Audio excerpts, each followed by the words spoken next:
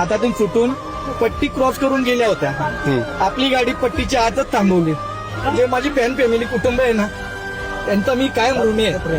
त्यांनी माझ्या मथुरला पकडलं म्हणून मी आज इथे फायनलपर्यंत राहिलो. तुमच्या मुलं म्हणजे जनतेचा प्रेम लागतो, जनतेचा पाठिंबा लागतो.